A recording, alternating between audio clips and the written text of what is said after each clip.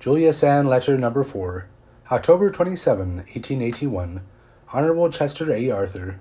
What a splendid Henry V you are making. Excuse me for coming back from the other world to say so, but, odd as it may seem, you are the only person to whom I can talk on the subject. Some time ago, it is wonderful what a long time ago it seems now, I told you that I had faith in you, but I never mentioned it to anyone else. And as yet I have not met anybody who believes in you as I do. So when I read something in the papers which delights me, I am dumb. Even when you have realized my highest expectations, I shall not have the satisfaction of saying to anyone, "There, I told you so." And that is hard, you will admit. But perhaps I shall be able to screw a little comfort out of the reflection that I told you so, when there were not so many to say it as there will be then, or even as there are now, for you threaten to become popular.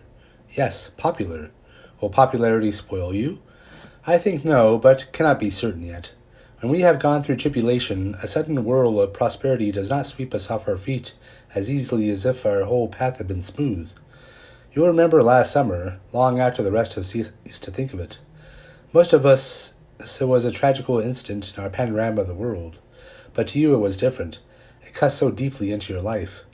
Perhaps you were thinking of it the other day, when for the first time the guns saluted you as president. Perhaps that was the undercurrent of your thoughts all the time you were in Yorktown. Your speech there was beautiful. It was perfect. Not a word to add, to alter, or to omit. And your order regarding the British flag went right to the hearts of the people. You gave expression to what thousands felt, yet were quite at a loss how to utter. But you knew for them, and somehow it drew them nearer to you. Persons not inclined to admire you are ready to admit that you have excellent taste and tact. Just what that means cannot be easily measured. Taste and tact may be merely the polish of any hard surface is capable. But I do not like to think of men as blocks of marble, things that may be cut down in the finishing, but cannot be made to expand. I prefer to think of them as things with infinite powers of growth, and to me, tact and taste are the sweet-scented flowers which spring from the root of true sentiment and deep feeling. And so Mr. Murat H. was misled, and you are going to keep your postmaster as long as you choose, and no longer. Somehow that made me laugh. You do not love newspaper talk, do you? But you ought to be patient with both writers and readers, considering the great advantage you have over them. You know lots about yourself, but are obliged to tell nothing. Editors may know nothing about you, but are obliged to tell lots. And then think of the rest of humanity.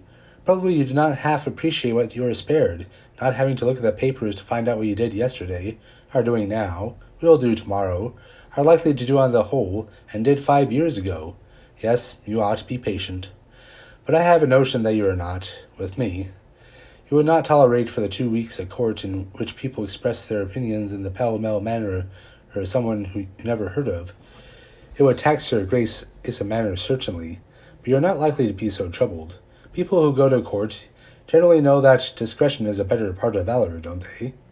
And you must remember that in the best regulated courts of old dwarfs always were privileged characters, so you must not expect an exception in this case. Dwarfs, not being able to advance far, naturally cling to the old traditions. And now, having established a principle, quite to your satisfaction, I trust, on which I may say all the unpleasant things I choose, I may say them, may I not? But I don't want to. If I ever do say them, you may be certain they pain me more than they can you. If there is a happy part to the presidency, you have not got to it yet. I think of you very often as being careworn and sad, and wish so much that I could say something to comfort you. But what is there to say? If the details of your work are not irksome, if human nature is not irritating, if your burdens are not heavy, and you feel well and bright, sympathy is superfluous. Point of it is just the other way. Your work wearisome, human nature exasperating, and you are tired and worn out and have a headache. Why, I am afraid your head will ache all the same, even if a little dwarf should say to you over and over again, "I am so sorry." But I don't see why big people have to be so troublesome. The governor of Indiana ought to have made his mind up more quickly. And if Mr. McVee thinks he is doing a grand thing in resigning, he is mistaken. He is doing a small one. He may be better than anybody else in the world, but the public is not interested in the subject. It would have been quite time to trot out his extra virtue when you, as president, had done something to offend it. Just now it looks as if you are trying pretty hard to do your duty, and he was not trying at all. So he has not chosen a good background to shine his light against. And now may the dwarf say something offensive without offending you. Don't have your old friend Grant much round you. When you are at your best, you may have a good influence on him, but he will never help you to do anything that is worth doing. He is unintellectual, heavy, commonplace. Do you remember what sort of man Lincoln was in '60 and what in '65? He is alive in every fiber. He grew from day to day. If he made a mistake once, he never repeated it. He was a larger man in heart and soul and mind when he died than he was when he first came into office. I believe that you have some of that power of growth in you. Grant has not. He is not even a block of anything that makes polish easily. 8 years of the presidency ought to be an education to a man, even if he knew only how to read and write before. A trip of years' endurance around the world would be an education to any bright boy in his teens. Grant has had both, and what has he learned? Except an inflated impression of his own greatness, has an additional idea been rubbed into his brain? In case it has, he has kept the secret wonderfully. If you are really fond of him, there is no accounting for tastes, keep him as a friend to smoke cigars with, when you have nothing else to do, but don't consult him on national affairs. Do not let the people believe that he is to influence your administration. He will never give you an idea that is new, or deep, or even bright. To him, politics means which man is to get a place, and very little else.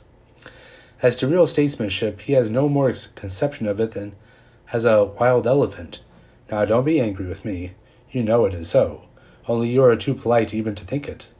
At any rate, remember that you promised, for silence is consent, isn't it, that I could say to you whatever I chose?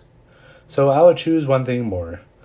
That was very ugly, jerking Mr. Bayard out of his place at the head of the Senate in such a manner. I hope it was not a coup d'etat that you smiled at. It was brilliant, certainly.